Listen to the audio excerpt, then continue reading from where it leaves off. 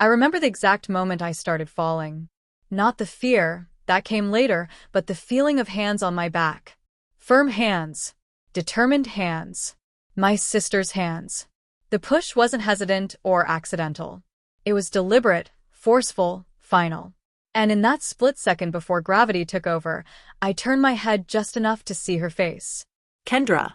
My baby sister. The girl I'd protected our entire lives. And the expression on her face wasn't shock or horror or regret. It was satisfaction. 3 floors. That's how far I fell. 36 feet from the terrace of the brownstone my husband and I had lovingly renovated, down into the garden below. As I fell, my mind didn't show me my life flashing before my eyes like they say it does. Instead, it showed me faces. Dante, my husband, his warm brown eyes crinkling at the corners when he smiled at me that morning. Zuri and Imani, my 7-year-old twins, their gap-toothed grins as they fought over the last piece of French toast at breakfast just hours ago. My babies. My family. The life I'd built from nothing. Then came the impact. The sound of my body hitting the bushes, branches snapping, the sharp crack of bones breaking. Pain exploded through every nerve ending. My ribs, my arm, my head. I tasted blood. Felt warmth spreading underneath me. And then darkness.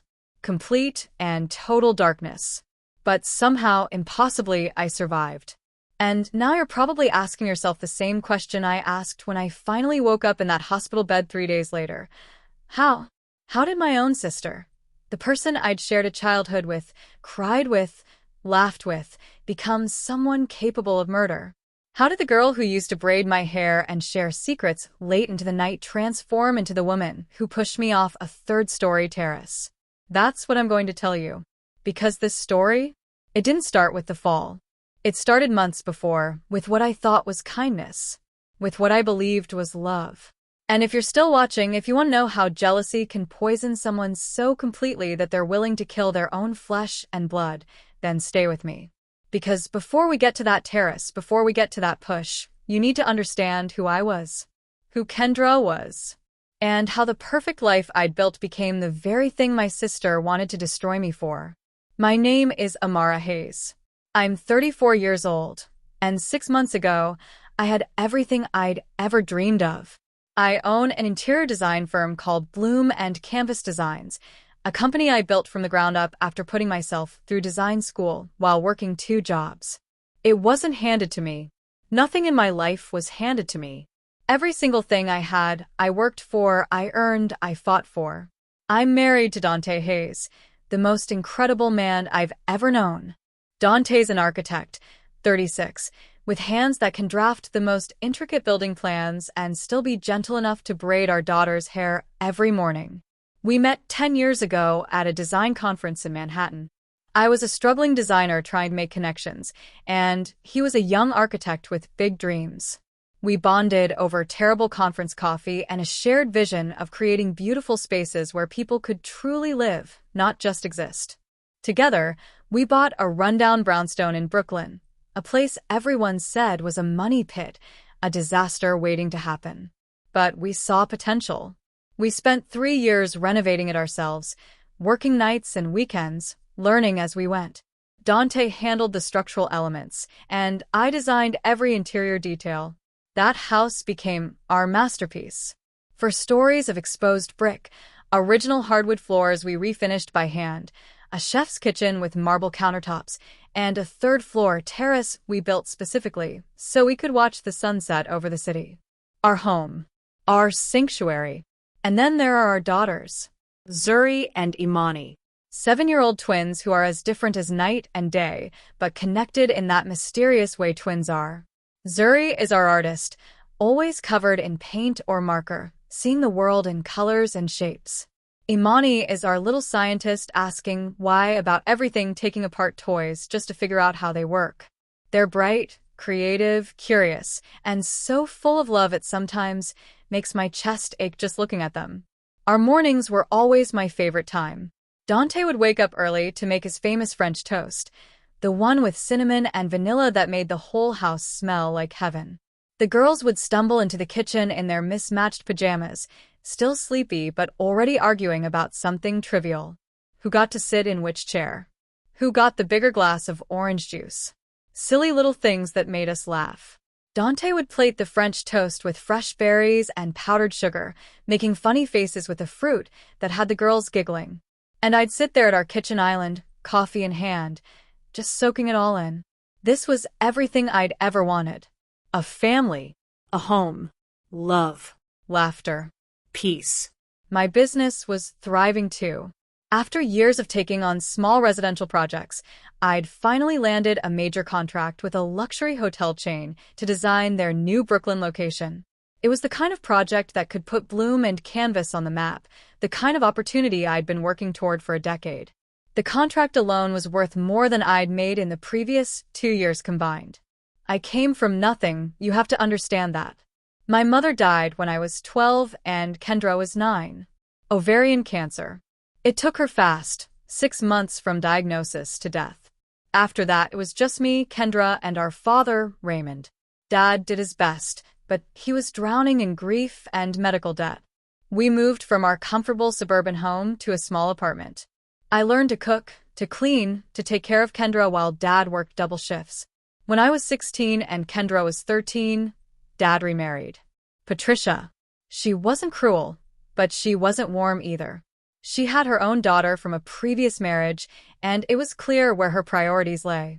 Kendra and we learned to rely on each other. We became more than sisters.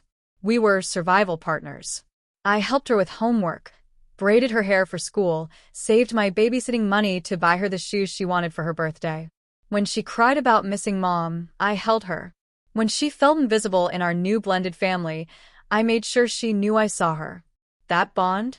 I thought it was unbreakable.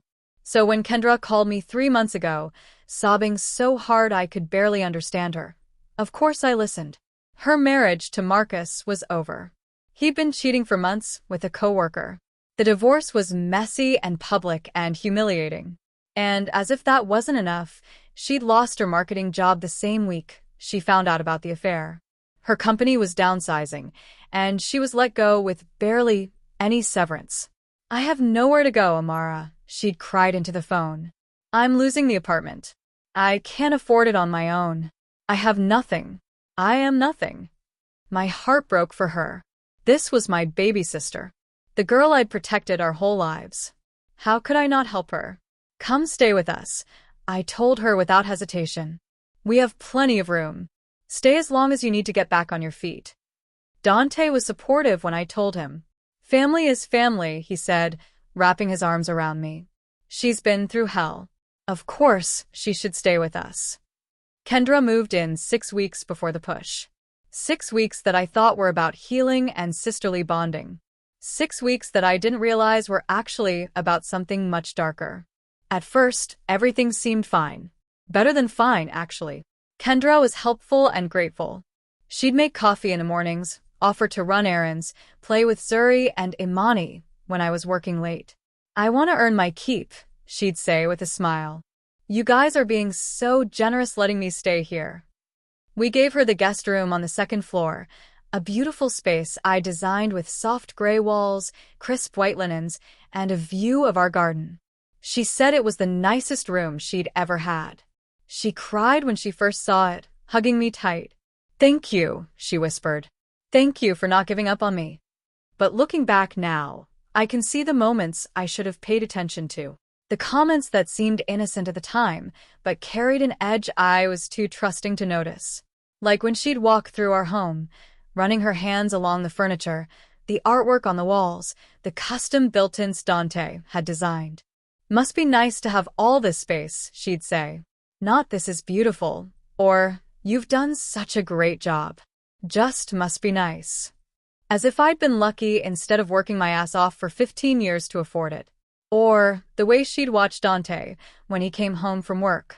At first, I thought she was just admiring how attentive he was, how he'd always kiss me hello, ask about my day, sweep the girls up in his arms. But it wasn't admiration. It was something else. Something I couldn't quite name, but that made my skin prickle uncomfortably. Kendra started volunteering to pick up Zuri and Imani from school. "You're so busy with the hotel project," she'd say. "Let me help. I have nothing but time." It seemed thoughtful. Sisterly. So I agreed, grateful for the help. But then she started spending more and more time with them, taking them for ice cream, To the park. shopping for little gifts with money she somehow had despite being unemployed. "Andy Kendra is so fun," Zuri said one evening. "She let us stay at the playground an extra hour today." "That's nice, baby," I'd replied, not thinking anything of it. She'd borrow my clothes without asking. I'd go to my closet looking for my favorite blazer or that dress I'd been planning to wear, and it would be gone. I'd find it later in Kendra's room, or she'd be wearing it saying, "Oh, I hope you don't mind. It looked so good. I just had to try it on."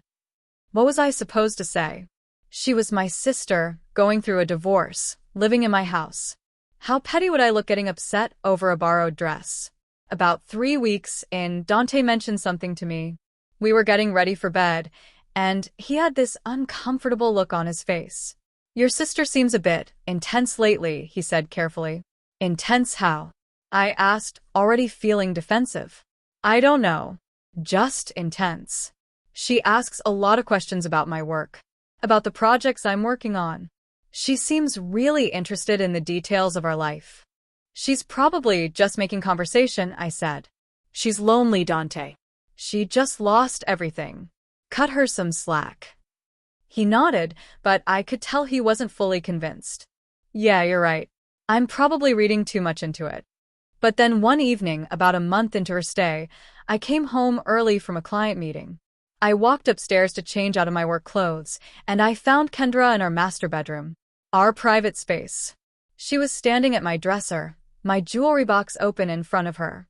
She had my grandmother's pearl necklace in her hands, the only thing of real value I'd inherited when my grandmother passed. The woman who'd left me the college fund that changed my life. "Kendra?" I said, startled. "What are you doing?" She didn't even look guilty. She just smiled, holding up the pearls. "Just admiring your beautiful things," she said. "These are gorgeous. Grandma Pearl always had such good taste." "Those were Grandma's," I said, trying to keep my voice steady. "She left them to me." "I know," Kendra said, and something flickered across her face. Something I couldn't quite read. "She left you a lot of things, didn't she?" Before I could respond, she carefully placed the necklace back in the box and walked past me. "Sorry," she called over her shoulder. "I was just looking. No harm done." But I stood there in my bedroom, heart pounding, feeling like something had just happened that I didn't fully understand. Like a boundary had been crossed that I couldn't quite articulate. That night, lying in bed next to Dante, I stared at the ceiling and tried to shake the uneasy feeling in my gut. Kendra was my sister. She was going through the worst time of her life. I was probably just being paranoid, oversensitive. She'd been through so much. The least I could do was give her grace, right? If you're enjoying the story and want to see how this sisterly betrayal unfolds, make sure to subscribe and hit that notification bell so you don't miss what happens next. Because trust me, it gets so much darker from here. What would you do if you found a family member going through your personal belongings? Would you confront them? Or would you give them the benefit of the doubt like I did? Let me know in the comments. I gave her the benefit of the doubt, and that decision almost cost me everything. The thing about toxic people is that they don't reveal themselves all at once. They peel back their mask slowly, layer by layer, testing you each time to see what you'll tolerate. And if you're someone like me, someone who wants to see the best in people, especially family, you'll make excuses for them long past the point when you should have shown them the door. It was about 2 weeks after I found Kendra in my bedroom with my grandmother's pearls. We were having dinner together, me, Dante, the girls, and Kendra. It was a Tuesday night, I remember, because Tuesdays were always pasta night at our house. Dante had made his signature carbonara, and Zuri and Imani were arguing about whether broccoli was actually tiny trees or not. Normal family chaos. The kind of chaos I loved. Kendra had been quieter than usual during dinner, just watching us with this strange little smile on her face. Not a warm smile. Something else. Something that made me slightly uncomfortable, though I couldn't have told you why. Then, out of nowhere, she said, Remember how Dad always said Amara was the responsible one? The table went quiet. Dante looked up from his plate. The girls stopped arguing. And I felt my stomach tighten because I knew that tone. I'd heard it before in our teenage years when Kendra was angry but didn't want to show it directly. Kendra, I started, but she kept going. No, seriously, she said, her voice light but with an edge underneath. Dad was always going on and on about how responsible Amara was. How mature. How she always made the right choices. She took a sip of wine, her eyes fixed on me over the rim of her glass. He used to say it right in front of me, like I wasn't even there. Why can't you be more like your sister, Kendra? Why can't you think ahead like Amara does? Dad was hard on both of us, I said carefully, acutely aware that my daughters were listening to this conversation.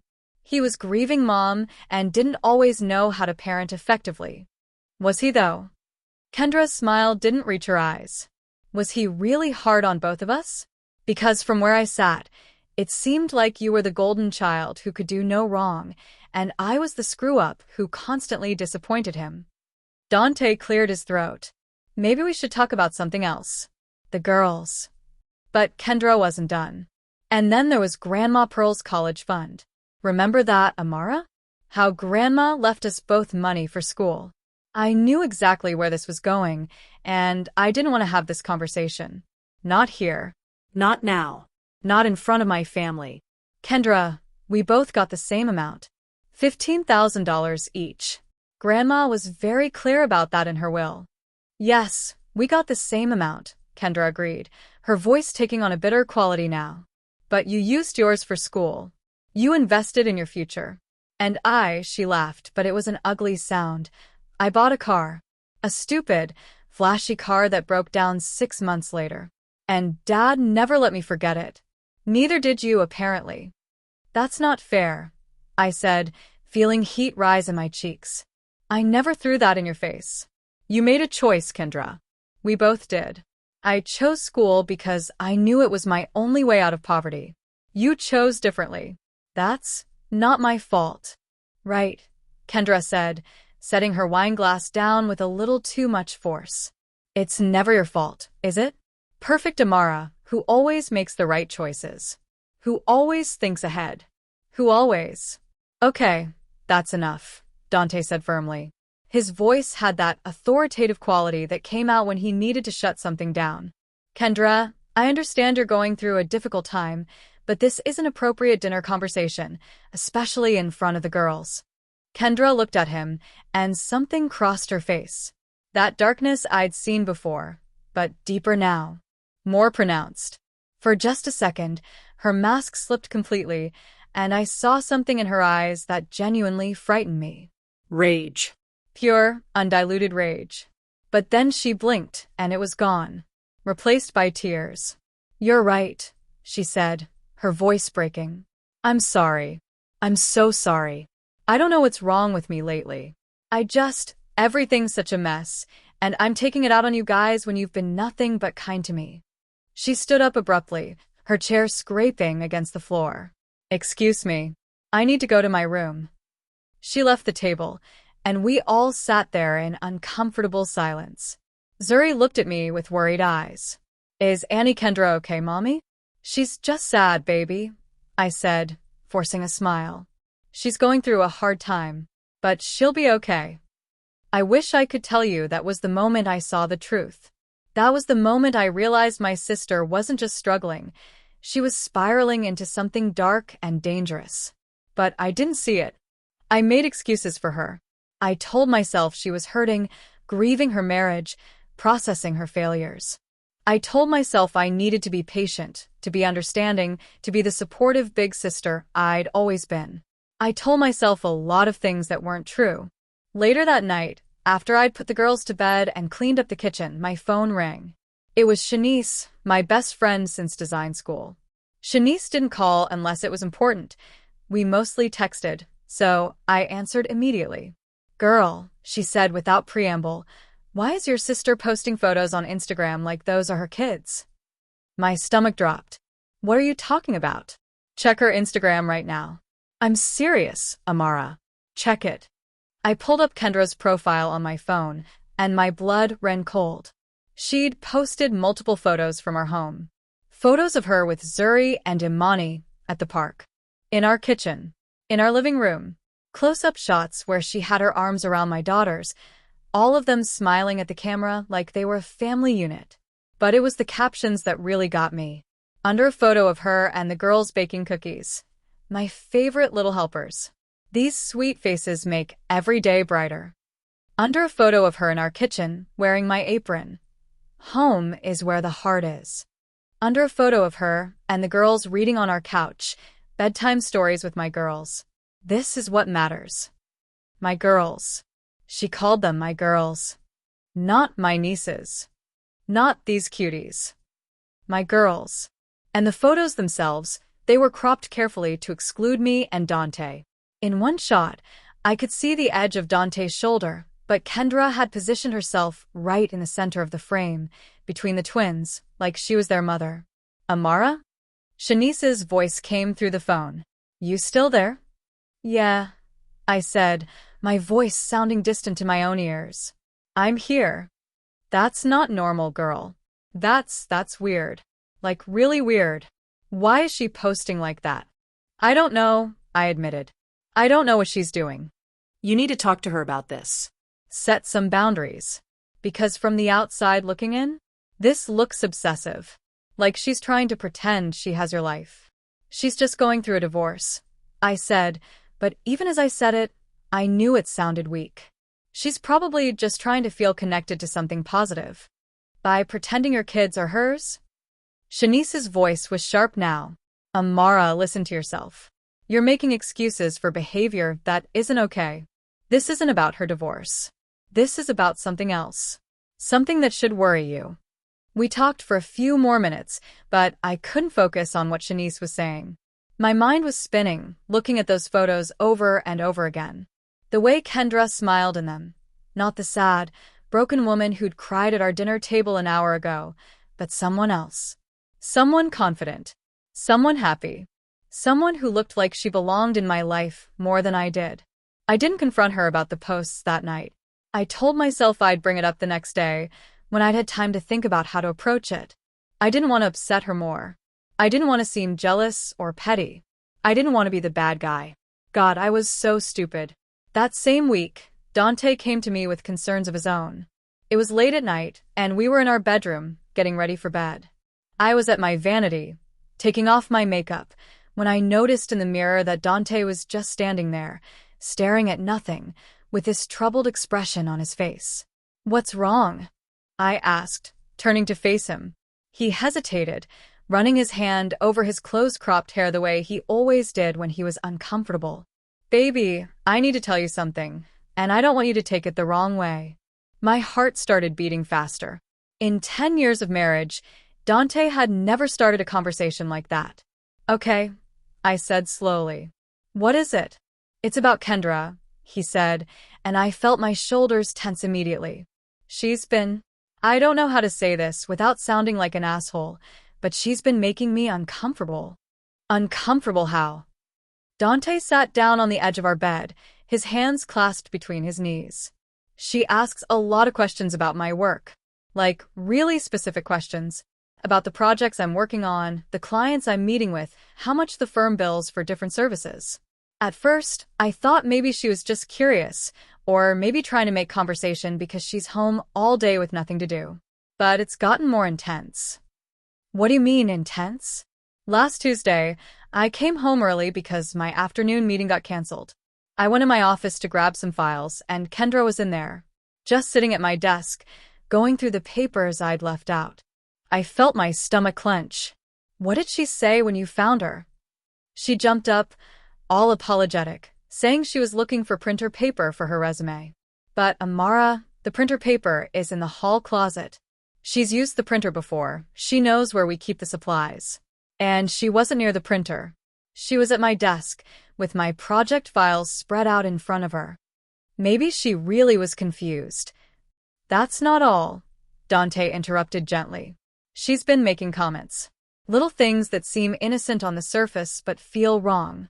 Like last week, I was telling you about the new hospital project I might be heading up, and Kendra was listening.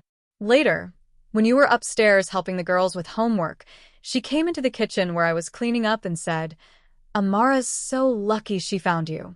Some of us aren't that fortunate." "That's not that weird," I said, though my voice lacked conviction. "She just got divorced. She's probably feeling lonely, thinking about her own failed marriage." It wasn't what she said, baby. It was how she said it, and how she looked at me when she said it. Dante's expression was troubled, almost pained. "I don't want to cause problems between you and your sister. I know she's going through hell right now. But the way she looks at me sometimes, it makes me uncomfortable. Like she's seeing something that isn't there, or wanting something that isn't hers." I wanted to defend Kendra. I wanted to tell Dante he was imagining things, that he was being paranoid, that my sister would never do what he was implying.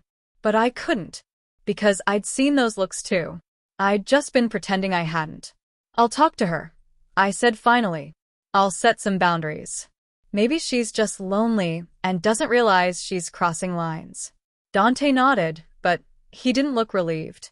"I love that you want to help her," he said, coming over to wrap his arms around me. "That's one of the things I love most about you, your loyalty, your big heart. But promise me you'll be careful. Something about this situation doesn't feel right."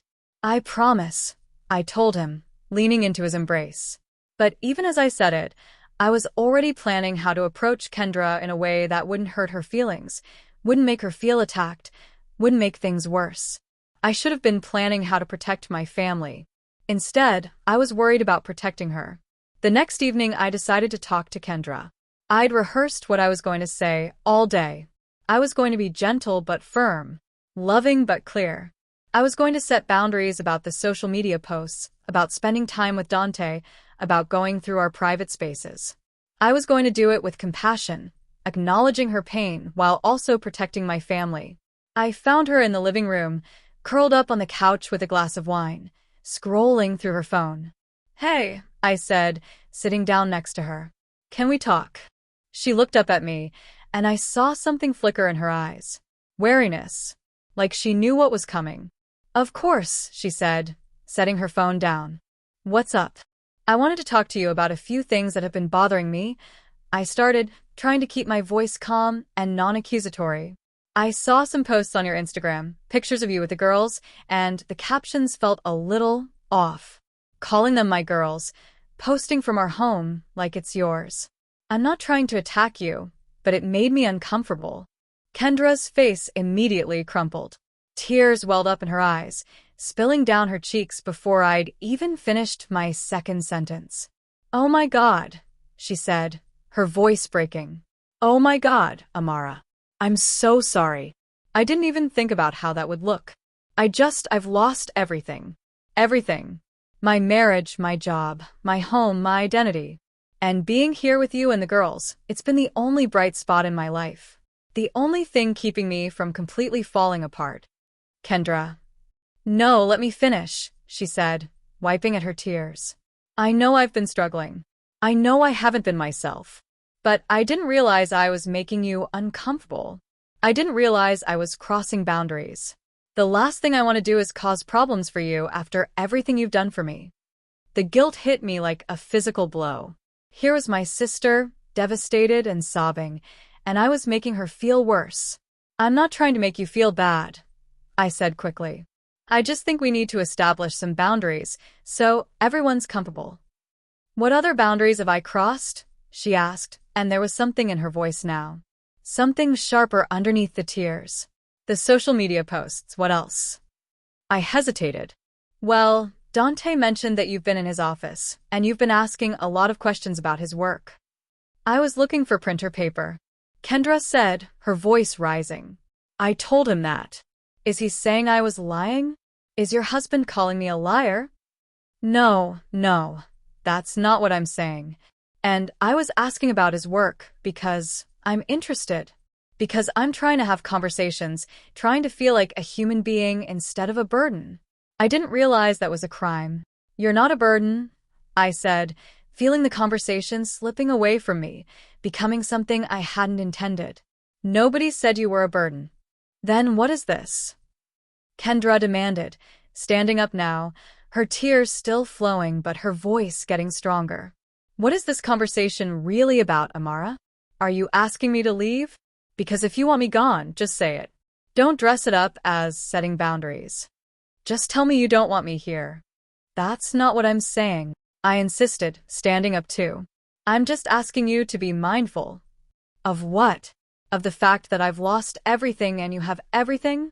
Trust me, I'm painfully aware of that every single day. Her voice broke again, and she wrapped her arms around herself. You have this beautiful home, this perfect husband, these amazing kids, this thriving business. And I have nothing. I am nothing. And now I'm making you uncomfortable just by existing in your space. Kendra, that's not fair. Fair. She laughed, but it was a bitter, hollow sound. You want to talk about fair? Let's talk about fair, Amara. Let's talk about how you've always gotten everything. The good grades, the scholarships, Dad's approval, Grandma's pearls, the college fund that you actually got to use for college instead of wasting on a stupid car that everyone reminded me about for years. We both got the same opportunities. Did we? Kendra's eyes were blazing now, even through her tears. Did we really? Or did you get opportunities because you were the responsible one, the smart one, the one everyone believed in? While I was the screw-up, the disappointment, the one who could never measure up? I stood there, speechless, watching my sister transform in front of me. This wasn't grief. This wasn't divorce pain. This was something that had been festering for years, maybe decades. This was resentment so deep it had rotted her from the inside out. But then, just as quickly as it had come, the rage seemed to drain out of her. She collapsed back onto the couch, sobbing into her hands. I'm sorry, she gasped between sobs. I'm so sorry. I don't know what's wrong with me. I don't know why I said those things. I'm just so broken, Amara. I'm so broken, and I don't know how to fix myself. And just like that, I was the bad guy again. I was the sister who'd kicked her when she was down, who'd made her feel worse during the hardest time of her life. I sat back down next to her, put my arm around her shoulders, and said the words I would come to regret more than anything else in my life. It's okay, I told her. You don't have to leave. You're not a burden. I'm sorry I brought it up. I should have been more sensitive to what you're going through. Kendra leaned into me, her tears soaking into my shirt. Thank you, she whispered. Thank you for not giving up on me. I don't know what I'd do without you. We're sisters, I said, stroking her hair the way I used to when we were kids, and she'd wake up from nightmares about Mom. We're always going to be here for each other. I believed that when I said it. God help me, I actually believed it. But Kendra lifted her head just slightly, and I didn't see the expression on her face. I didn't see the cold calculation in her eyes, or the small smile that played at the corners of her mouth. I didn't see any of it because I was too busy comforting her, too busy making her feel better, too busy being the good sister. If I had seen her face in that moment, everything might have been different. 3 days later was the biggest day of my professional life. My presentation for the luxury hotel chain. I'd been preparing for weeks, perfecting every detail of my design proposal. The contract was worth $200,000, money that would allow me to expand Bloom and Canvas, hire additional designers, maybe even open a second location. It wasn't just about the money, though. It was about respect, recognition, proving that a girl from a poor neighborhood who'd put herself through school could compete with the big Manhattan design firms. I'd spent the previous evening doing a final review of my presentation. Every slide was perfect. Every rendering was polished. Every detail was exactly where it needed to be. I'd saved everything to my laptop and to my backup drive, a small external hard drive I kept in my home office for important files. I was meticulous about backups because I'd learned early in my career that technology could fail at the worst possible times. The presentation was scheduled for 10 a.m. I got up early, kissed Dante and the girls goodbye, and drove to the hotel chain's corporate office in Manhattan. I was confident, Prepared. ready to knock this out of the park. I set up my laptop in the conference room, connected it to their display system, and opened my presentation file. Error. File corrupted. Cannot open. My heart stopped. I tried again. Same error. I tried a third time, a fourth time. Nothing. The file was completely corrupted, unusable. Is everything all right? Asked Jennifer Chen, the hotel chain's director of development. She was sitting at the conference table with 3 other executives, all looking at me expectantly. Just a technical difficulty, I said, forcing a smile even though panic was screaming through every nerve in my body. Give me just one moment. I pulled out my phone and called Dante. Baby, I need you to do me a huge favor. Go to my office, grab my backup drive. It's the small blue one on my desk, and bring it to me. I'm at the Palmer Hotel corporate office on Madison Avenue. On my way, Dante said without hesitation. 15 minutes. I turned back to the executives with my most professional smile. My apologies. I'm having a technical issue with my primary file, but I have a backup that my husband is bringing over. While we wait, let me tell you about my vision for your Brooklyn location. I talked for 20 minutes, describing my design concept from memory, answering their questions, doing everything I could to keep them engaged while silently praying that Dante would get there soon and that my backup drive would work. Dante arrived, handed me the drive, and I plugged it into my laptop with shaking hands. The drive opened. I found the presentation folder, and then my stomach dropped through the floor. The files were gone. All of them.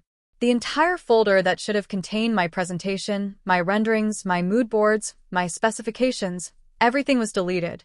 I'm so sorry, I said to the executives, my voice barely steady. I don't understand what happened. All my files are gone. Jennifer Chen looked at her watch. Ms. Hayes, we have another meeting in 30 minutes. We need to move forward. Give me 10 minutes, I said. Please. Just 10 minutes. I don't know how I did it. I opened a blank presentation and recreated as much as I could from memory. The main design concepts, the color palettes, the spatial flow. It wasn't polished. It wasn't perfect. It was a fraction of what I'd prepared. But it was something. I presented it, and somehow, miraculously, they liked it. They liked my ideas, my vision, my approach. They didn't give me an answer right there. They wanted to see the full proposal with all the detailed renderings, but they didn't write me off. I still had a chance. I drove home in a daze, my hands gripping the steering wheel so tightly my knuckles were white. What had happened? How had both my primary file and my backup gotten corrupted or deleted? It didn't make sense. I was careful with my files. I was meticulous. When I got home, I went straight to my office to investigate. Dante was already at work, and Kendra had taken the girls to the park. I had the house to myself. I started looking through my computer, checking for viruses, checking the file history, trying to figure out what could have caused such catastrophic data loss. And then I remembered.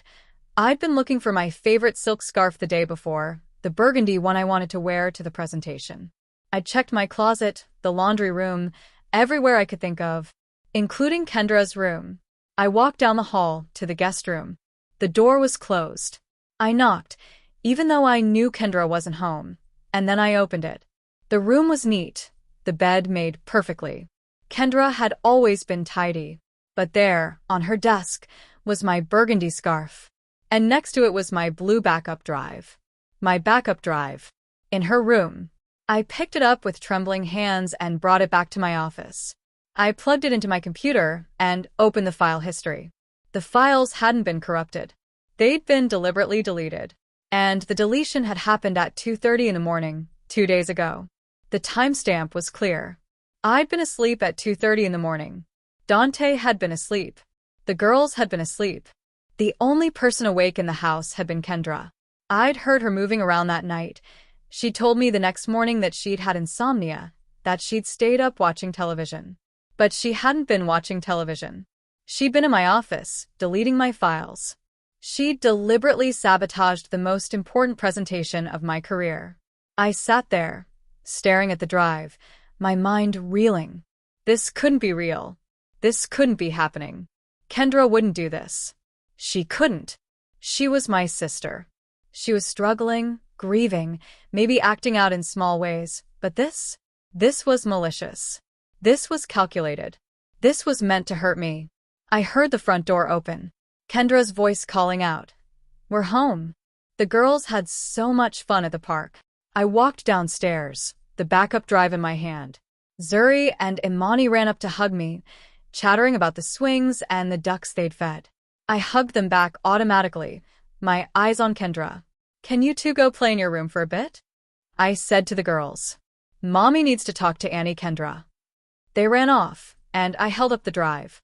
"Why was this in your room?" Kendra looked at it, and I swear I saw a flash of panic in her eyes before she composed herself. Oh. "Is that your backup drive? I borrowed it a few days ago. I needed to update my resume, and my laptop was acting weird, so I used your office computer. I must have accidentally grabbed the drive when I left. I'm sorry, I completely forgot to put it back." "You deleted my files," I said. My voice was flat, emotionless. I was too shocked to be angry yet. "My presentation files. For the hotel contract. You deleted all of them." What? "No." Kendra's eyes went wide. "I didn't delete anything. I swear to God, Amara. I just put my resume on there and took the drive back to my room. I would never delete your files. Maybe something went wrong with the drive? Maybe there was a glitch?" "There was no glitch," I said, my voice getting harder now. "The files were deleted at 2:30 in the morning 2 days ago. You were the only one awake." "I don't know what to tell you," Kendra said, and I could see tears starting to form in her eyes again. Always the tears. "Maybe I accidentally clicked something? I'm not great with technology. You know that. But I would never deliberately sabotage you, Amara." How could you even think that? "Then how do you explain this?" I demanded, my voice rising. "My most important presentation, the biggest contract of my career, and my files just happen to get deleted while my backup drive just happens to be in your room?" "I don't know," Kendra shouted back. "Maybe you're looking for someone to blame because you screwed up. Maybe you deleted them yourself and forgot. Have you considered that?" I stood there, stunned. "Are you seriously trying to gaslight me right now?" "Gaslight you?" Kendra laughed incredulously. "Amara, listen to yourself. You're so paranoid lately. First you're accusing me of inappropriate social media posts, then you're saying I'm making Dante uncomfortable, and now you're accusing me of sabotaging your business? Do you hear how crazy that sounds?" "I'm not crazy," I said, but doubt was creeping in. Was I crazy? Could I have somehow deleted the files myself? No. No, I knew I hadn't. But Kendra sounded so convincing, so genuinely confused and hurt. "Are you sure about that?" Kendra asked, her voice softer now, almost concerned. "Because from where I'm standing, it seems like you're under a lot of stress. This big contract, managing your business, taking care of the girls, having me here, maybe it's too much. Maybe you're not handling it as well as you think you are." "Stop it," I said. "Just stop." "I'm worried about you," Kendra continued, moving closer to me. "I'm worried that you're so stressed that you're starting to see threats where there aren't any. Have you talked to Dante about this? About how you've been feeling?" "There's nothing wrong with how I've been feeling." "Okay," Kendra said, holding up her hands in a placating gesture. "Okay. I'm sorry. I'm not trying to upset you more. I'm just concerned. You're my sister and I love you. If you think I did something wrong, even accidentally, I'm sorry. I'm so sorry." And just like that, the conversation was over. Because how do you continue accusing someone who's apologizing, who's expressing concern for your mental health, who's making you feel like maybe you're the problem? I took the backup drive and went back to my office. I spent the rest of the afternoon recreating my presentation from scratch, working late into the night to rebuild what had been destroyed. And the whole time, in the back of my mind, Kendra's words echoed. "Maybe you're not handling it as well as you think you are." She was planting seeds of doubt. Not just in my mind, but in my perception of reality itself. And the terrifying thing was, it was working. That night, as I lay in bed next to Dante, I wanted to tell him everything. About the deleted files, about finding the drive in Kendra's room, about her gaslighting me. But her words kept playing in my head. "Are you okay? Is everything all right with you and Dante?" What if he thought I was being paranoid? What if he thought I was cracking under pressure? What if Kendra had already started planting seeds with him too? So I said nothing. I just lay there in the dark, staring at the ceiling, wondering how my sister, the girl I'd protected and loved my entire life, had become someone I couldn't trust. Wondering when the person who was supposed to have my back had become the person with a knife aimed at it. I fell asleep that night with a knot of dread in my stomach. A feeling that something terrible was coming. A feeling that I should be protecting my family, getting Kendra out of our home, setting hard boundaries no matter how much she cried or manipulated. But I didn't listen to that feeling. I told myself I was overreacting. I told myself she was just going through a hard time. I told myself that family meant giving second chances, third chances, as many chances as it took. I had no idea that Kendra wasn't interested in chances. She was interested in taking everything I had. And she was willing to destroy me to get it. What would you do if someone you loved was systematically sabotaging your life, but making you feel crazy for noticing it? Drop a comment and let me know, because what happened next made everything else seem like nothing. And if you want to see how far my sister was willing to go, and how it all ended on that third-floor terrace, make sure you're subscribed so you don't miss the next part. Because this story is about to get so much darker. After the incident with my deleted files, I started paying closer attention. Not in an obvious way. I didn't want to tip Kendra off that I was watching her, but I became more aware, more careful. I started noticing patterns I'd been too trusting to see before. The way she'd volunteer to do things for me and Dante, inserting herself deeper into our daily lives. The way she'd linger in doorways, watching us. The way her smile never quite reached her eyes anymore. But I still didn't understand the full extent of what was happening. I still didn't realize that my sister wasn't just envious of my life. She wanted to take it. She wanted to become me. And she was willing to eliminate me to do it. It was a Thursday evening, about a week after the file deletion incident. I had to work late at a client site, a penthouse in Tribeca that needed a complete redesign. The clients were only available in the evenings, so I'd arranged to meet them at 7 o'clock. I'd be home by 9:30 at the latest. I called Dante around 6 to let him know. Hey baby, I'm so sorry, but I'm going to be late tonight. This client meeting is going to run a couple hours. No problem, Dante said. I'll handle dinner and bedtime with the girls. Drive safe. Love you, I said. Love you too. What I didn't know was that Kendra overheard that entire conversation. And what I didn't know was that she'd been waiting for an opportunity exactly like this. Dante told me later what happened that evening. Every detail. And hearing it made my blood run cold. He'd been in the kitchen around 6:30, pulling ingredients out of the refrigerator to make dinner for himself and the girls. Zuri and Imani were upstairs in their playroom, and he'd been planning to call them down in a few minutes to help him cook. That was their routine. The girls loved helping in the kitchen, and Dante loved teaching them. Then Kendra walked in. Hey, she said, and Dante said her voice had this strange quality to it. Soft. Almost breathy. Let me help you with dinner. You shouldn't have to do everything yourself. I've got it, Dante told her. But thanks for offering. No, I insist, Kendra said, moving closer to him. You work so hard, and then you come home and take care of the girls while Amara's working late. Let me help. Please. Dante said something fell off immediately, but he couldn't put his finger on what. So he agreed, figuring she was just trying to be helpful. They started preparing dinner together, pasta with marinara sauce, something simple the girls would eat without complaining. But then Dante noticed something that made his skin crawl. Kendra was wearing one of my dresses. Not just any dress, my favorite emerald green wrap dress, the one Dante had bought me for our anniversary last year. And she was wearing my perfume. He recognized the scent immediately, Chanel No. 5, the one I wore on special occasions. Is that Amara's dress? He asked, trying to keep his voice neutral. Oh, this. Kendra looked down at herself, smoothing the fabric over her hips in a way that made Dante deeply uncomfortable. She said I could borrow it. It looks good, doesn't it? I had never said she could borrow that dress. Dante knew it. I knew it when he told me. But in that moment, Dante didn't want to create conflict, so he just nodded and went back to chopping vegetables. Kendra moved closer to him, standing right next to him at the counter, close enough that their arms were almost touching.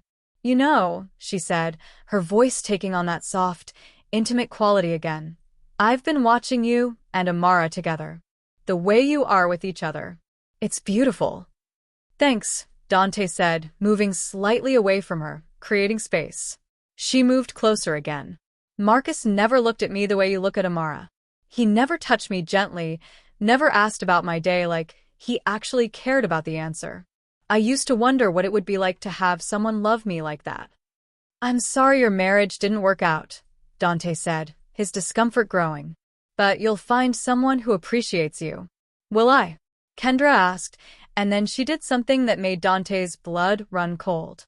She reached out and put her hand on his arm. Not a casual touch. Not a friendly pat. She placed her hand on his forearm and let it linger there, her fingers moving slightly, almost caressing.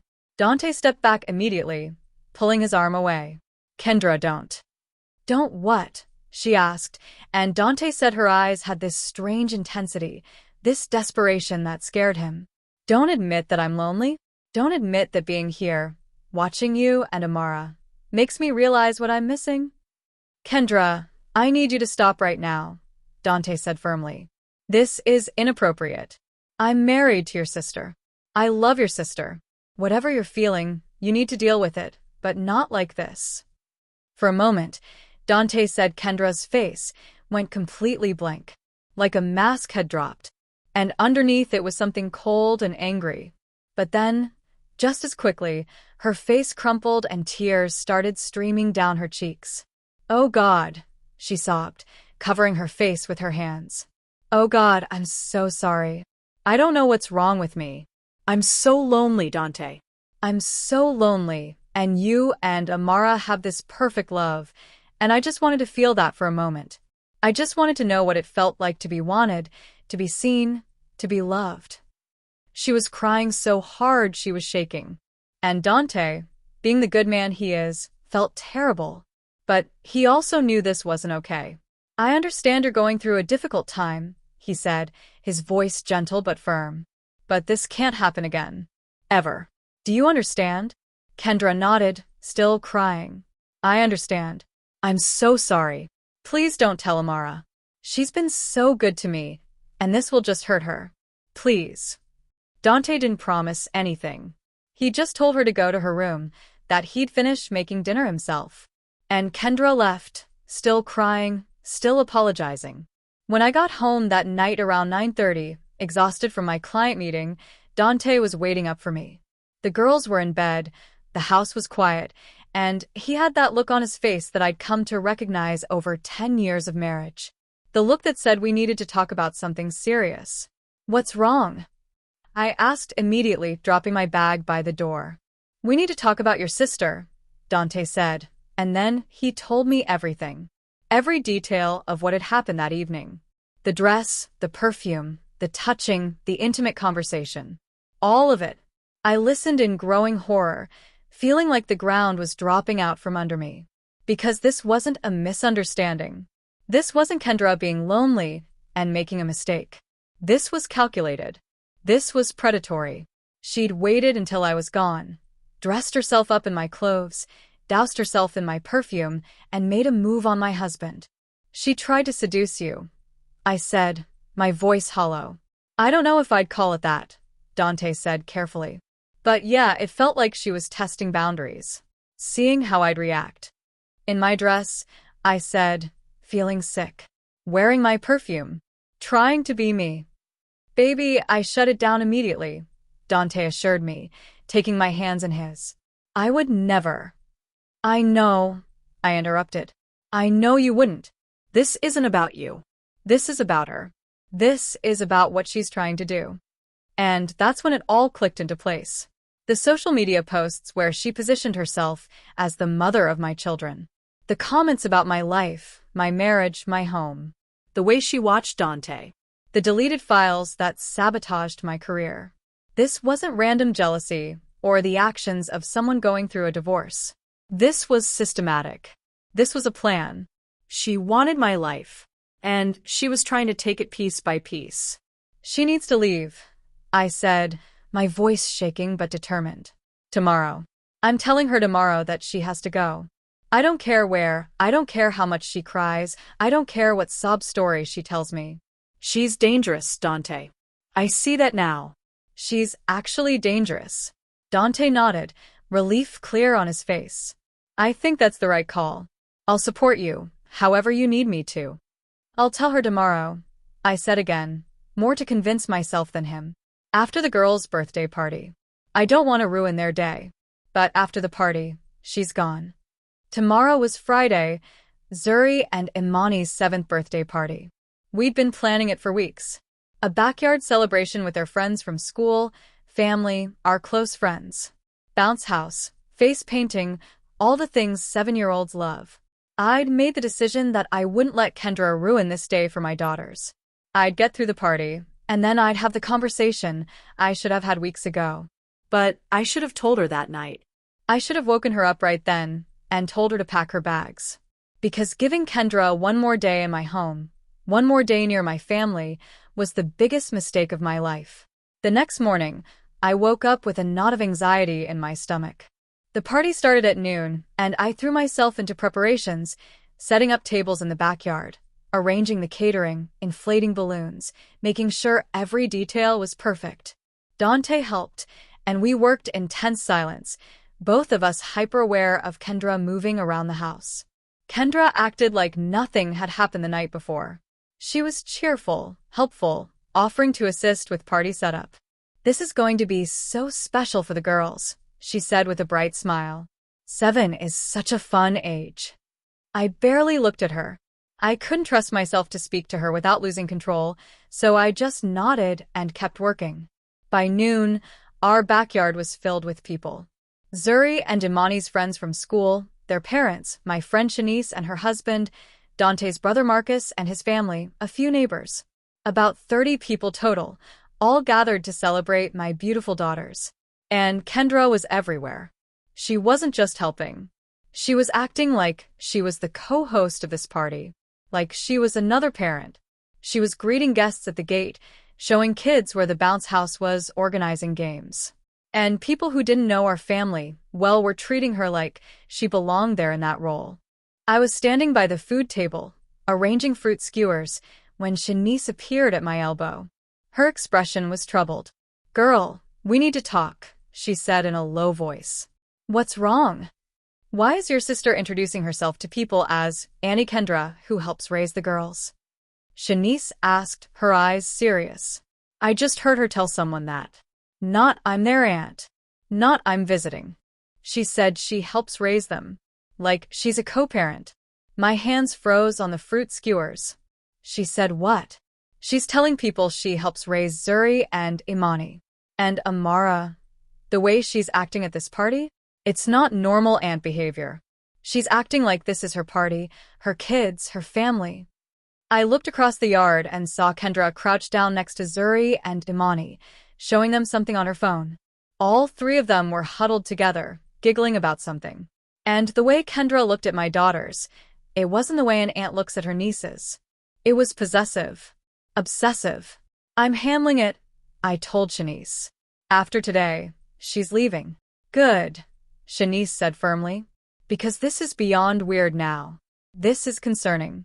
I spent the rest of the party watching Kendra more carefully. Really watching her. And what I saw made my skin crawl. She was constantly positioning herself in the center of things. When we gathered to sing "Happy Birthday," Kendra maneuvered herself to stand between Dante and the girls, one hand on each of their shoulders. When people took photos, she made sure she was in frame, always close to the twins, always smiling like a proud parent. And she was whispering to them, constantly whispering things in their ears, showing them things on her phone that made them look at her with wide eyes. After we cut the cake, after the kids had scattered to play, and the adults were chatting over coffee, I found Zuri sitting alone on the porch steps. I sat down next to her. "Having fun, baby?" asked, putting my arm around her. "Yeah," Zuri said, but her voice was subdued. "You sure? You seem a little quiet." Zuri was silent for a moment, then she said, "Mommy, why do you work so much?" The question felt like a punch to the gut. "What do you mean, sweetie? I don't work that much." "Auntie Kendra said you're always working," Zuri said, not looking at me. She said that's why she's here, to help take care of us when you're too busy. My heart started pounding. What else did Auntie Kendra say? She said she's always here for us. Zuri continued, her little voice so earnest it broke my heart. She said even when you can't be here, she will be. She showed us pictures on her phone of all the fun stuff she wants to do with us. There's this place with horses and a museum, and she said maybe we could go on vacation together. Just us and her. I felt like I couldn't breathe. Zuri, baby, listen to me. Mommy is always here for you. Always. And Auntie Kendra isn't going to take you on vacation. She's not going to be staying with us much longer. She's not. Zuri looked up at me with her big brown eyes. But she said she's part of our family now. She said she's going to be here for a long time. I pulled Zuri close, hugging her tight, trying to control the rage and fear coursing through me. Kendra had been poisoning my daughters against me, deliberately planting ideas in their heads that I wasn't present, that she was their real caretaker, that she was a permanent fixture in their lives. This wasn't just jealousy anymore. This wasn't just boundary crossing. This was something darker. This was someone actively trying to replace me in my own children's lives. I found Dante in the kitchen, loading dirty plates into the dishwasher. She's been telling the girls I'm never here for them, I said without preamble. She's been showing them photos and making plans with them, like she's their mother. She's turning them against me. Dante's jaw clenched. What? She told Zuri she's here, because I work too much. That she'll always be here for them, when I can't be. She's been whispering this poison to them, Dante. To our daughters. She leaves tonight, Dante said, his voice hard. Not tomorrow morning. Tonight. As soon as the party's over. Agreed, I said. I don't care if she cries. I don't care if she begs. I don't care if she threatens to hurt herself. She is out of this house tonight. The party wound down around 4 o'clock. Parents collected their sugar-high children. We hugged and thanked everyone for coming, and by 5 o'clock, it was just us and Kendra in our house. Dante took the girls upstairs to give them baths.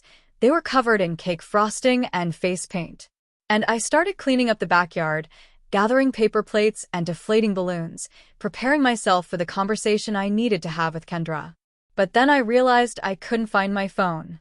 I'd had it earlier, I was sure of it. I'd been taking photos of the party. Where had I put it?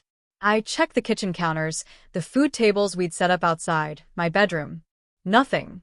And then I remembered. I'd been in Kendra's room that morning, looking for the birthday banner that I'd asked her to grab from the craft store. Had I set my phone down in there? I walked to Kendra's room. The door was ajar, and I pushed it open. My phone was on her nightstand, right where I'd left it. But that's not what made me stop breathing. Kendra's journal was on her bed. Open. Face up. Like she'd been writing in it and had left it there when she went downstairs. I shouldn't have read it. I knew I shouldn't have.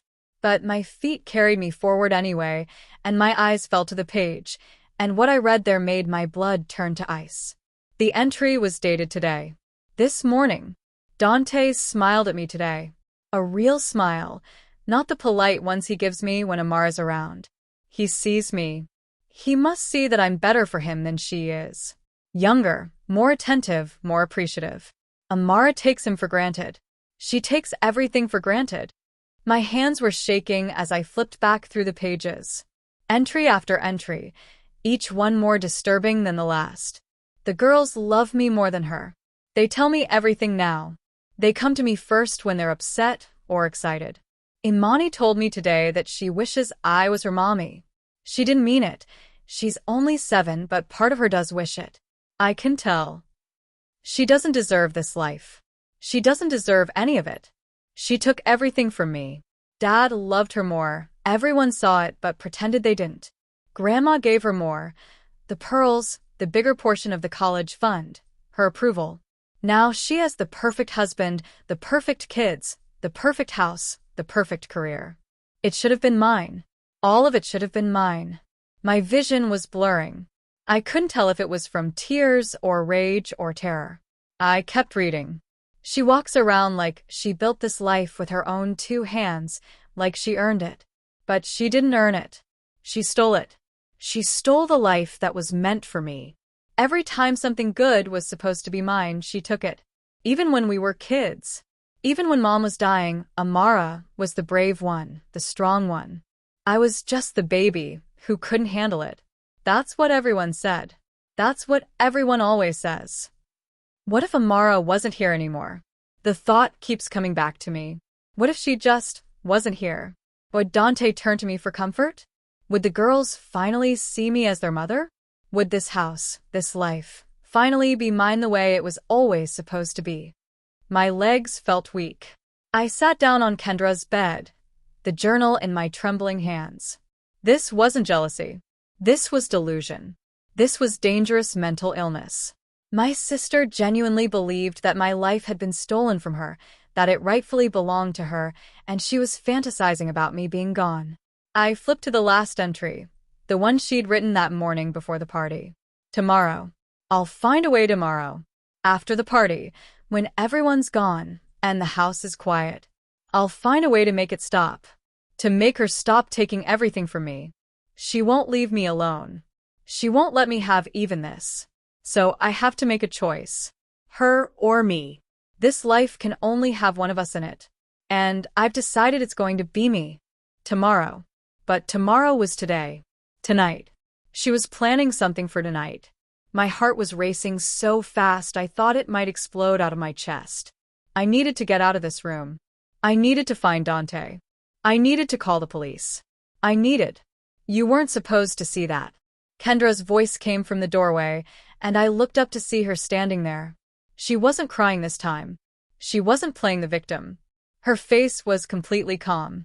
And that calmness was more terrifying than any anger could have been. Kendra, I said, standing up slowly, the journal still in my hands. You need help. Professional help. This isn't healthy thinking. These things you've written aren't true. Kendra finished for me, stepping into the room. Is that what you're going to say? That I'm crazy? That I'm imagining things? I'm saying you're not well, I said carefully, my mind racing through options. Dante was upstairs with the girls. They were safe for now. I needed to stay calm, needed to de-escalate this situation. But I can help you. We can find you a therapist, a psychiatrist, someone who can help you work through these feelings. These feelings? Kendra laughed, but it was a harsh, bitter sound. You're calling them feelings? Like they're not based in reality? Like they're just something I made up in my broken brain? Kendra, you need to leave, I said, trying to keep my voice firm but not aggressive. Tonight. Right now. You need to leave this house, and you need to get help. Leave. Kendra's expression shifted, and I saw that darkness I'd glimpsed before, but fully unleashed now. Leave? This is more my home than yours now. The girls prefer me. You saw it today. They come to me first. They trust me more. And Dante sees how unstable you've become. He's told me he's worried about you. That's a lie, I said. Dante told me what you did last night.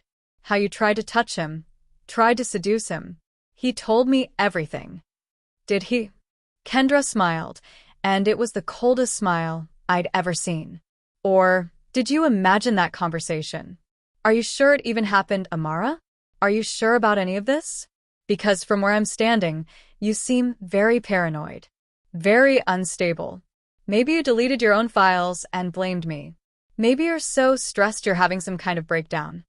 She was gaslighting me even now, even with her own journal, her own written confession in my hands.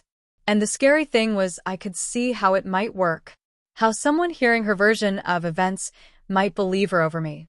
I'm leaving, I said, moving toward the door. And you need to pack your things and get out. But Kendra moved to block the doorway. Not aggressively, but definitively. You're not going anywhere, she said quietly. Not yet.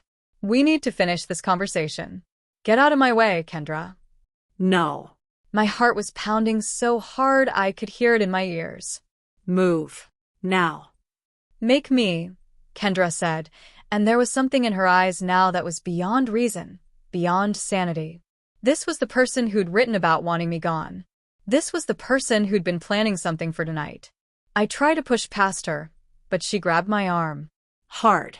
Her fingers dug into my skin painfully. "Let go of me," I shouted, hoping Dante would hear me upstairs. But Kendra didn't let go. Instead, she yanked me backward and I stumbled. The journal fell from my hands, pages scattering across the floor. And then Kendra was pushing me out of the room, into the hallway, and I realized with horror where she was hurting me. Toward the stairs. Toward the 3rd floor. "Stop," I shouted, trying to dig my heels in, but she was behind me, pushing, and I couldn't get leverage. Dante, help." But the bathroom fan was running upstairs. Bath time for 2 7-year-olds was always loud and chaotic. Dante couldn't hear me. We reached the 3rd floor, and Kendra pushed me out onto the terrace.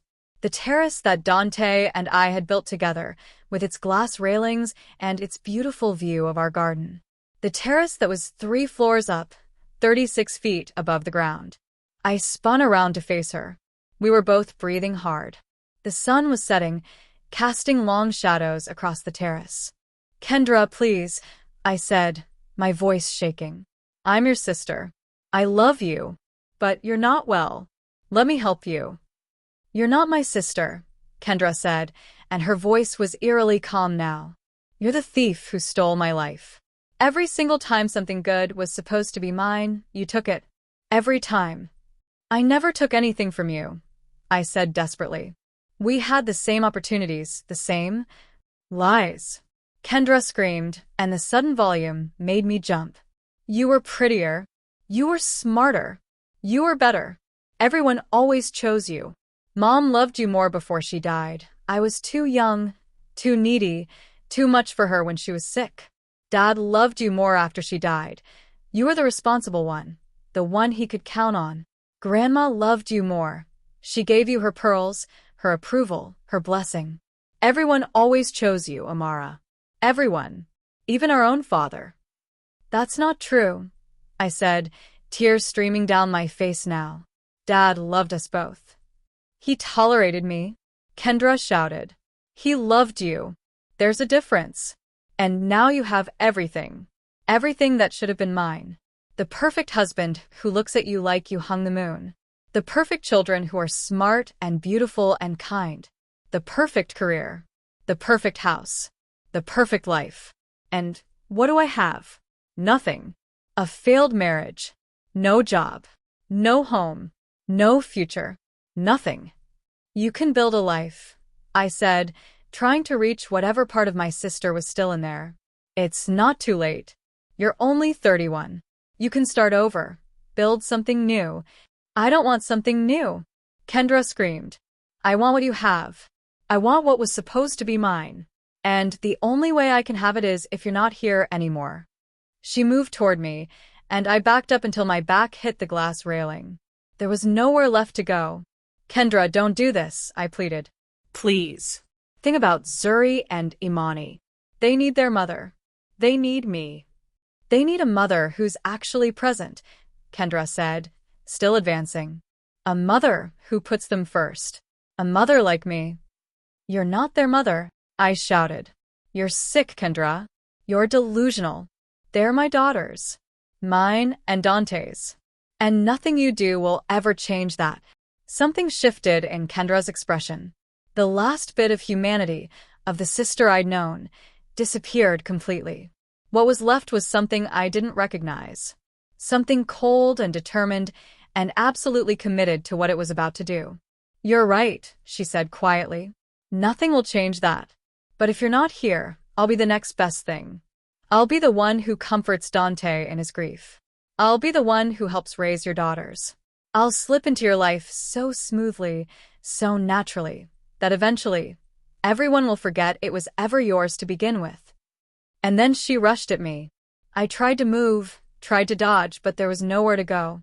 Her hands hit my chest, shoving hard, and I grabbed for the railing, my fingers closing around the smooth glass. But Kendra pushed again, harder this time, and I felt my grip slipping. "Kendra, no!" I screamed. But she pushed a third time, and my hands lost their grip entirely, and then I was falling backward over the railing. Time slowed down in that impossible way it does in moments of extreme trauma. I saw Kendra's face above me as I fell. Not scared, not horrified, not regretful. Her face was twisted with satisfaction, with triumph, with the pure, undiluted joy of finally getting what she wanted. I saw the sky, still light with the last rays of sunset. I saw the glass railing disappearing above me. I felt the rush of air, the terrible weightlessness of free fall. And I thought, this is how I die. Murdered by my own sister. My daughters will grow up without me. And Kendra will slide into my place like she planned, and no one will ever know the truth. Then I hit the ground. Except it wasn't ground. It was the hydrangea bushes that Dante had planted last summer along the back edge of our garden. Large, full bushes with thick, woody stems that bent and broke under the impact of my falling body, but didn't completely give way. The pain was instant and all-consuming. I felt my ribs crack, felt my arms snap, felt my head crack against something hard. I tasted blood in my mouth, felt warmth spreading underneath me. Blood. I thought distantly, I'm bleeding. But I was conscious. Barely, but conscious. I heard footsteps above me, on the terrace. Heard Kendra's voice, though I couldn't make out the words. Then silence. Then more footsteps, but going away this time. Back into the house. I tried to call for help, but nothing came out except a weak gasp. Every breath sent knives of pain through my chest. I couldn't move. Couldn't think clearly through the pain and the shock. And then everything went dark. When I woke up, I was in a hospital bed. Bright fluorescent lights. The smell of antiseptic and floor cleaner. Machines beeping steadily beside me. And Dante, sitting in a chair next to my bed, holding my hand, his eyes red from crying. Amara, he breathed when he saw my eyes open. Oh, thank God. Thank God. I tried to speak, but my throat was too dry. Dante held a cup of water to my lips, helping me drink through a straw. What happened? I finally managed to croak out. You fell, Dante said, and his voice broke. From the terrace. Kendra called 911. She said she heard a crash and found you in the garden. Through the haze of pain and medication, alarm bells started ringing. No, I whispered. No, that's not. I know, Dante said quickly, squeezing my hand. I know, baby. You don't have to explain right now. Just rest. The girls? They're with my brother. They're safe. They don't know exactly what happened. We told them you had an accident and you're in the hospital, but you're going to be okay. Am I? I asked. Going to be okay? Broken ribs, fractured arm, concussion. Dante listed, and I could hear him trying to keep his voice steady. But yes, you're going to be okay. The doctor said if you'd landed differently, if those bushes hadn't been there, his voice broke completely then, and he put his head down on my hand and cried. I wanted to comfort him, but I could barely move. Kendra, I whispered. She pushed me. She tried to kill me. I know, Dante said again, lifting his head. I believe you, Amara. I believe every word. But right now, the police think it was an accident. Kendra told them you'd been stressed, that you'd been acting paranoid, that you must have gotten dizzy and fallen.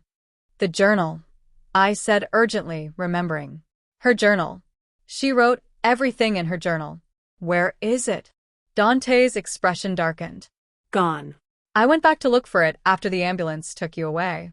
The room was clean. Not a single page. She must have taken it. Of course she did. Of course Kendra had gone back inside, taken those crucial few minutes before calling 911 and destroyed the evidence. Destroyed the one thing that would prove she'd planned this, that would prove her intent. So it's my word against hers, I said hollowly. No, said a new voice from the doorway. A black woman in her 40s, wearing a detective's badge on her belt. It's not. She walked into the room, pulled up a chair on the other side of my bed. I'm Detective Imani Monroe, she said.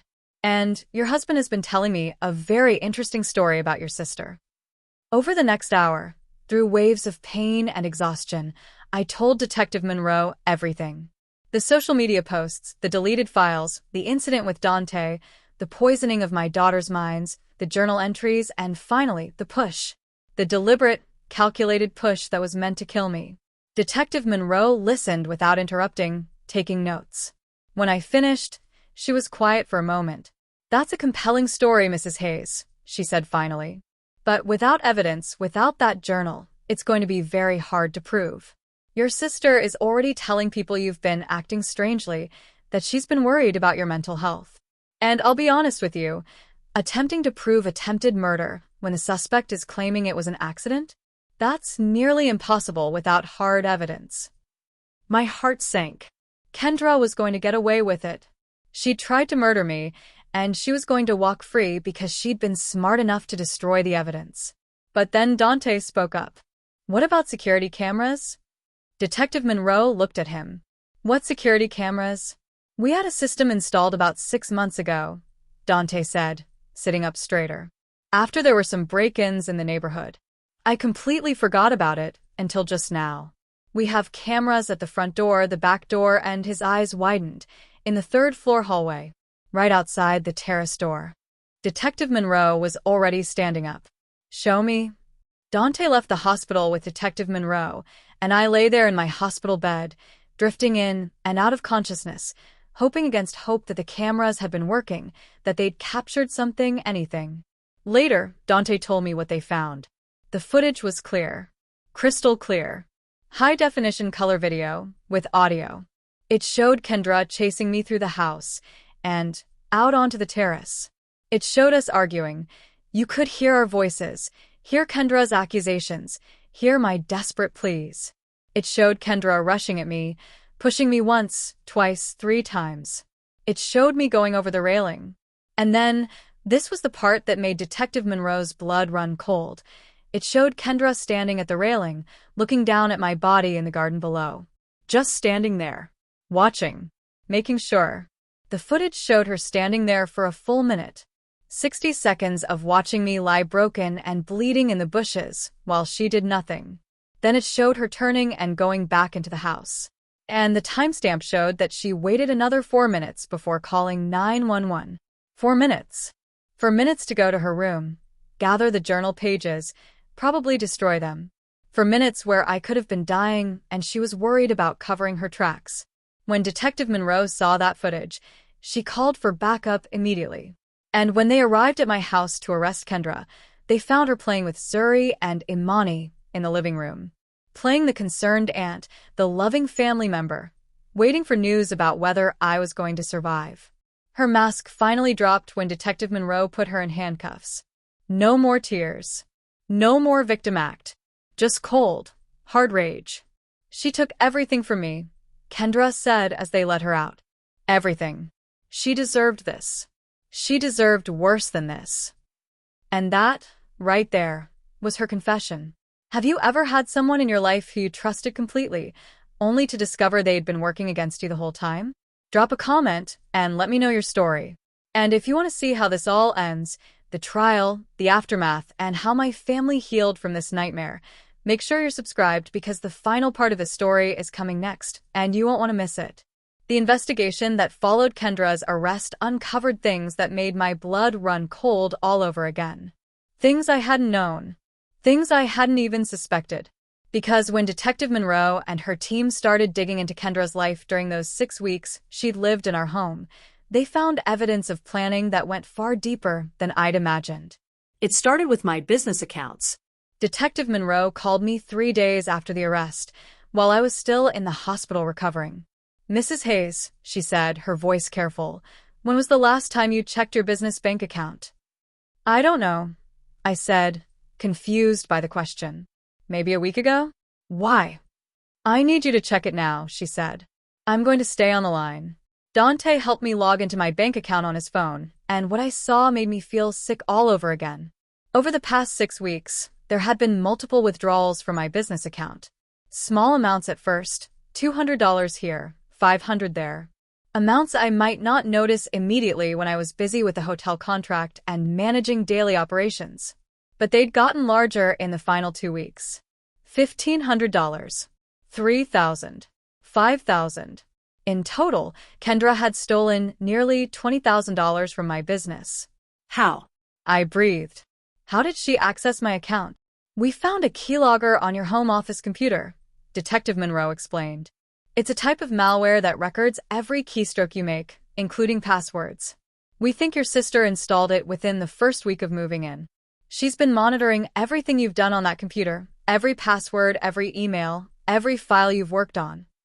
I felt violated in a way that went beyond the physical assault. She'd been watching me, recording me, stealing from me, for weeks. There's more, Detective Monroe said, and her voice was grim. We obtained a warrant for your sister's computer and phone records. Mrs. Hayes, she'd been researching this for a while. There are browser searches going back almost 2 months. How to make an accident look natural. Average survival rate from third-floor fall. How long does it take to die from fall injuries? She was planning this, Mrs. Hayes. This wasn't a spontaneous act of rage. This was premeditated. Premeditated. The word hung in the air like a death sentence. My sister hadn't just snapped in a moment of jealous rage. She'd been planning to kill me for months, researching the best way to do it, figuring out how to make it look like an accident. And we found text messages, Detective Monroe continued, to a number we're still trying to trace. The messages are vague, but the context is clear. Things like the obstacle will be removed soon, and once she's gone, everything will fall into place. We're working on identifying who she was texting with, but the number appears to be a burner phone that's no longer active. A burner phone. My sister had been communicating with someone about removing me, about killing me, using an untraceable phone. Who had she been talking to? An ex-boyfriend? Someone from her old job? Or was it just another phone she'd bought herself, a way to document her plans that she thought couldn't be traced back to her? I never found out. The number was never identified, and Kendra refused to explain who it belonged to. The district attorney moved fast. With the video evidence, the financial crimes, the browser history, and the text messages, they had an airtight case for attempted murder in the first degree, premeditated, with evidence of planning and intent to kill. Kendra was denied bail. She sat in jail for 3 months waiting for trial, and I spent that time recovering, physically and emotionally, from what she'd done. The physical recovery was actually the easier part. My ribs healed, though they ached when it rained. My arm came out of its cast after 6 weeks. The concussion symptoms, the headaches, the sensitivity to light, faded after a couple of months. My body, miraculously, healed itself. But the emotional wounds? Those were deeper. Those took longer. I had nightmares. Almost every night, I'd wake up gasping, feeling like I was falling, seeing Kendra's face twisted with satisfaction as I went over the railing. Dante would hold me, rock me, whisper that I was safe, that she was in jail, that she couldn't hurt me anymore. But the fear didn't care about logic. The trauma didn't respond to reason. And then there were Zuri and Imani, my beautiful daughters who'd loved their Aunt Kendra, who'd trusted her, who'd been manipulated by her.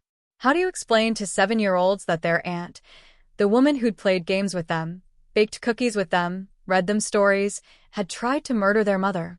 How do you help them process that kind of betrayal? We started family therapy immediately. A child psychologist who specialized in trauma helped us navigate those impossible conversations. We told the girls age-appropriate truths, that Aunt Kendra had been very sick in her mind, that she'd made a very bad choice, that she'd hurt Mommy, and now she was in jail. We didn't tell them about the planning, the research, the stolen money, the journal entries. They didn't need those details. They just needed to know that they were safe, that I was safe, and that what happened wasn't their fault. Imani, my little scientist, processed it intellectually. She asked questions about mental illness, about why people's brains sometimes don't work right, about whether it could happen to her. We reassured her over and over that no, what Aunt Kendra had wasn't something she would get, that mental illness wasn't her fault, but getting help was her responsibility, and Aunt Kendra had refused to get help. Zuri, my artist, processed it emotionally. She drew pictures, disturbing pictures of people falling, of people crying, of broken things. The therapist said it was healthy, that she was externalizing her trauma. But it broke my heart every time I saw one of those drawings, knowing that my daughter was carrying this pain because of my sister's hatred. The trial happened faster than I expected. Most criminal trials take a year or more to get to court, but with the overwhelming evidence and Kendra's continued attention, the DA pushed for a speedy trial. For months after she pushed me off that terrace, we were sitting in a courtroom watching her fate be decided. Kendra pleaded not guilty. Her attorney, a public defender who looked exhausted before the trial even started, argued that I had attacked Kendra first, that she'd pushed me in self-defense, that the video didn't show the full context of what happened. But the video did show the full context. It showed me backing away from Kendra. It showed me pleading with her. It showed her advancing on me deliberately, purposefully, while I tried to get away. And then it showed the push, not one defensive shove, but 3 calculated pushes designed to get me over that railing. The prosecution played that video in court. I had to watch it. I had to relive those moments while sitting in a witness stand, while my sister stared at me from the defense table with eyes that held no remorse, no regret, nothing but that same cold hatred I'd seen on the terrace. I had to testify. I had to describe everything, the journal entries, the manipulation, the gaslighting, the escalation of her behavior over those 6 weeks. And Kendra's attorney tried to tear me apart on cross-examination, suggesting I was lying, that I'd fabricated evidence, that I was the one who was mentally unstable. But the evidence spoke louder than any attorney's arguments.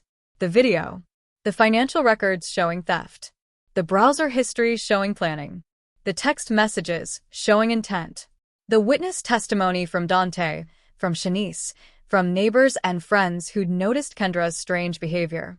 The jury deliberated for less than 3 hours. 3 hours to decide on a case that the prosecution had spent weeks laying out. That's how clear-cut the evidence was. Guilty. Attempted murder in the 1st degree. Guilty on all counts. I cried when I heard the verdict. Not tears of joy. There's no joy in watching your own sister be convicted of trying to kill you. But tears of relief. Relief that the system had worked, that justice had prevailed, that the truth had been heard and believed. The sentencing hearing happened 2 weeks later. This was when victims got to make impact statements, when the convicted got to speak if they chose to, when the judge decided how long the sentence would be. I didn't make a statement. I couldn't. I didn't have words for what Kendra had done to me, to my family. What could I possibly say that would capture the depth of the betrayal, the magnitude of the trauma, the completeness of the destruction of our sisterly bond? But Kendra made a statement. And what she said in that courtroom, in front of the judge and the attorneys and the handful of observers who'd come to watch, finally gave me a piece of understanding I hadn't had before.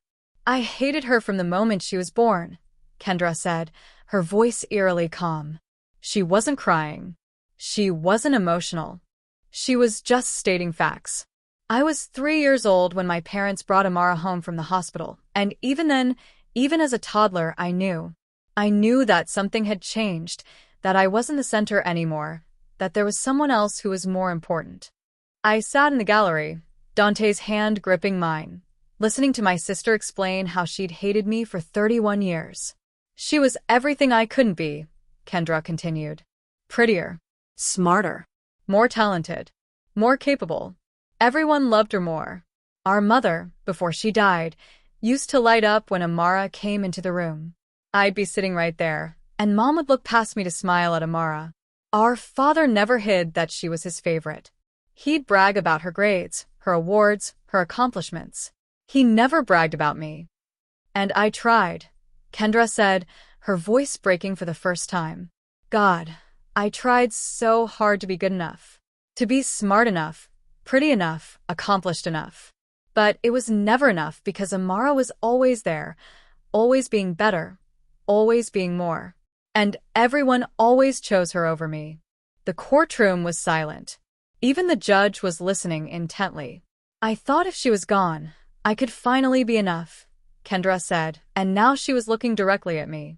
I thought if she wasn't there for comparison, people would finally see me, really see me, not as Amara's little sister, not as the one who wasn't as good, but as myself, as someone worthy of love and attention and respect. She paused, and something like clarity crossed her face. But I realize now that even with her gone, I still wouldn't have been enough. Because the problem wasn't Amara. The problem was me. The problem was that I spent 31 years measuring my worth against someone else instead of building my own worth. And by the time I realized that, I'd already destroyed everything. My marriage, my career, my relationship with my sister, my freedom, everything. There was a long silence. Then Kendra looked at the judge. "I'm guilty," she said simply. "I tried to kill my sister because I hated her for being everything I wasn't. And I deserve whatever punishment you give me." The judge sentenced her to 15 years in prison with the possibility of parole after 12. 15 years. Kendra would be 46 years old when she got out. Zuri and Imani would be 22. They'd be adults. They'd have lived their entire childhoods and adolescence without their aunt, and by the time she was released, they probably wouldn't even remember her clearly. As the bailiff led Kendra away in handcuffs, she looked at me one more time. And I saw something in her eyes that I hadn't seen in months. Regret.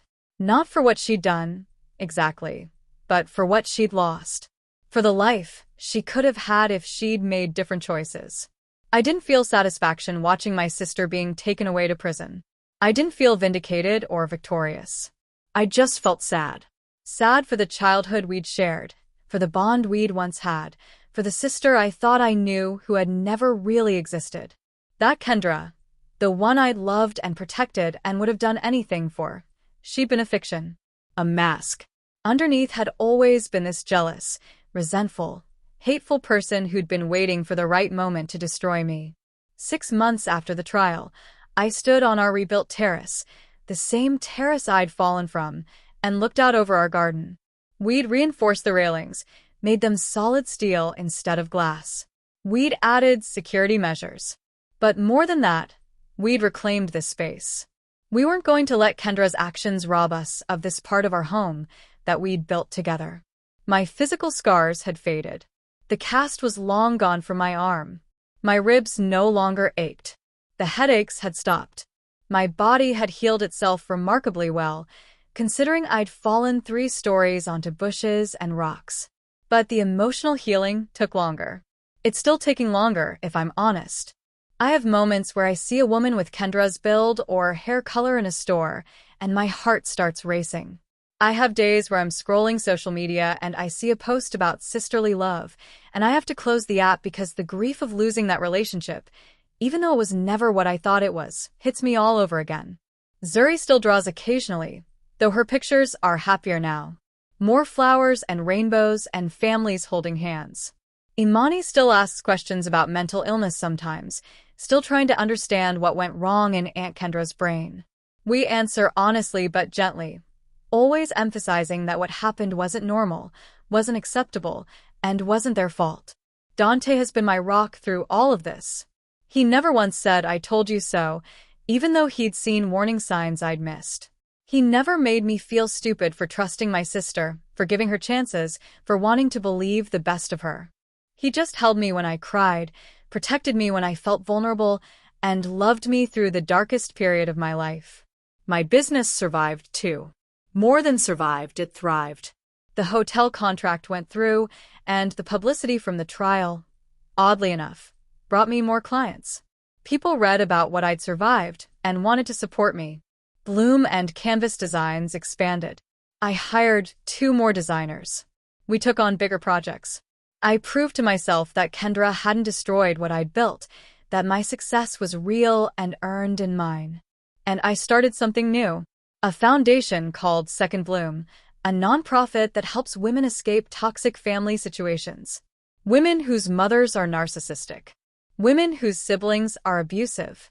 Women whose family members gaslight and manipulate and destroy. I wanted to use my experience, my story, my survival, to help other women recognize the signs earlier than I did. To help them set boundaries. To help them get out before it escalates to violence. Because that's what I learned from all of this. Abuse doesn't start with a push off a terrace. It starts with small violations. Borrowed clothes without asking. Comments that sting but seem innocent. Gaslighting that makes you doubt your own perception of reality. And if you don't stop it early, if you don't set firm boundaries and enforce them, it escalates. It grows. It metastasizes like cancer until it destroys everything. I speak at workshops now. I tell my story, not all the details, not the most painful parts, but enough to help women understand what toxic family dynamics look like. And after every workshop, women come up to me with tears in their eyes and say, "That's my sister," or "That's my mother," or "That's exactly what's happening to me right now." And I help them. I connect them with resources. I remind them that family doesn't mean you have to tolerate abuse. That blood relation doesn't excuse toxic behavior. That choosing yourself, protecting yourself, setting boundaries, none of that makes you a bad person. It makes you a healthy person. Tonight, 6 months after the trial, a year after Kendra moved into our home, we're having dinner on the rebuilt Terrace. It's just the four of us, me, Dante, Zuri, and Imani. The summer sun is setting over Brooklyn, painting the sky in shades of orange and pink and purple. Dante grilled chicken and vegetables. The girls made a salad, arguing good-naturedly about whether cucumbers are vegetables or fruits. Normal family chaos. Beautiful, imperfect, real chaos. I look at my family, my real family, the one I chose and who chose me back, and I feel overwhelming gratitude. Gratitude that I survived. Gratitude that those hydrangea bushes were there to break my fall. Gratitude that Dante had installed those security cameras. Gratitude that justice was served. Gratitude that my daughters are resilient and healing and still able to laugh and play and trust. "Mom, you're doing that thing again," Imani says, looking at me with her wise 7-year-old eyes. "What thing?" I ask, smiling. "That thing where you look at us like you're memorizing us," Zuri adds. "You've been doing it a lot since the accident." Accident. That's what we call it around the girls. Not attempted murder. Not Aunt Kendra tried to kill me. Just the accident. It's easier for them to process. I'm just happy. I tell them honestly. I'm happy we're all together. I'm happy we're safe. I'm happy we have this beautiful evening and this beautiful dinner and each other. "We're happy too, Mom," Zuri says, coming over to hug me. Imani joins her. And then Dante wraps his arms around all three of us, and we stand there in a family huddle on our terrace, the same terrace where I almost died, but now it's reclaimed, rebuilt, ours again. Later, after the girls are in bed, after Dante and I have cleaned up the dishes and locked all the doors and checked all the windows, new habits born from trauma, we sit together on our couch, his arm around me, my head on his shoulder. "Are you okay?" he asks quietly. He asks me this question a lot now, and I don't mind. I know he needs the reassurance as much as I need to give it. I am, I say, and I mean it. I really am. Some days are harder than others. Some days I still can't believe it all happened. But yes, I'm okay. "I'm proud of you," Dante says, pressing a kiss to the top of my head. "For surviving. For healing. For building something good out of something terrible with your foundation. You're the strongest person I know." I didn't feel strong, I admit. When it was happening, I felt blind. Stupid. I missed so many signs. "You weren't stupid," Dante interrupts firmly. "You were loving. You were trusting. You were being a good sister. Those aren't weaknesses, Amara. What Kendra did, that's on her. Not on you." I know he's right. Intellectually, I know he's right. But emotionally, I still struggle sometimes with the guilt. With the what-ifs. What if I'd confronted her earlier? What if I'd kicked her out after the file deletion incident? What if I'd seen the journal before she'd gotten violent?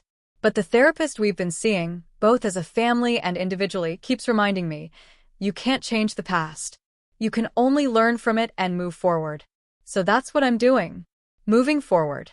My sister tried to take my life because she thought I had stolen hers.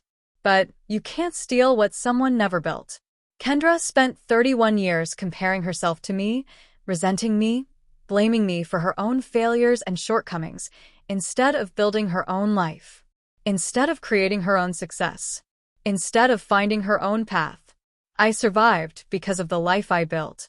The real, solid, genuine life with love at its foundation. The relationship with Dante that was built on trust and communication and partnership. The bond with my daughters that was built on presence and attention and unconditional love. The business that was built on hard work and talent and perseverance. The friendships that were built on mutual respect and support. Those things, the things I built, they saved me. Literally and figuratively. The bushes that Dante planted saved my body. The security system that we installed saved my case. The relationships I'd nurtured brought people to my defense. The life I'd built proved I was worth saving. Jealousy is a poison that destroys from within. I saw it destroy my sister. I watched it eat away at her until there was nothing left but bitterness and hatred and rage. She let jealousy consume her so completely that she was willing to commit murder. She was willing to throw away her own life to take mine. And in the end, her jealousy did destroy her. She destroyed herself. She's sitting in a prison cell right now with 14.5 years left on her sentence, with her youth gone, with her opportunities gone, with her sister gone, with her family gone. All because she spent her entire life focused on what I had instead of building what she wanted. That's the lesson I take from this nightmare. That's what I tell the women who come to my workshops. Don't let toxic people, even family members, poison your life. Don't let their issues become your trauma. Don't sacrifice your peace, your safety, your happiness trying to fix someone who doesn't want to be fixed. Set boundaries. Enforce them. And if someone can't respect those boundaries, remove them from your life. Even if they're blood. Even if they're family. Even if you love them. Because sometimes the most loving thing you can do for yourself is to walk away from people who are determined to destroy you. I learned that lesson the hardest way possible. I learned it by almost dying. But I did survive. And every day I wake up grateful for this second chance. Grateful for this beautiful, imperfect, real life that's mine. Grateful for the family that chose me back. Grateful for the strength I didn't know I had. Grateful for the lessons learned in fire and pain and trauma. I rebuilt the terrace, but more importantly, I rebuilt myself. Stronger, wiser, more aware. Less willing to accept mistreatment in the name of family loyalty. More committed to protecting what I've built and who I love. Kendra thought that by removing me, she could step into my life. But she didn't understand that my life isn't a costume you can put on. It's not a role you can play. It's not something external that can be taken. My life is built from the inside out, from the choices I make, the love I give, the work I do, the person I am. And that can never be stolen. So yes, my sister pushed me off a third-floor terrace. Yes, she tried to murder me. Yes, she's in prison for what she did. And yes, I carry scars from what happened, physical ones that have healed and emotional ones that are still healing. But I'm here. I'm alive. I'm loved. I'm successful. I'm happy. And that, my survival, my happiness, my continued existence, that's the ultimate revenge. Not because I want revenge, but because I refuse to let her actions define my life.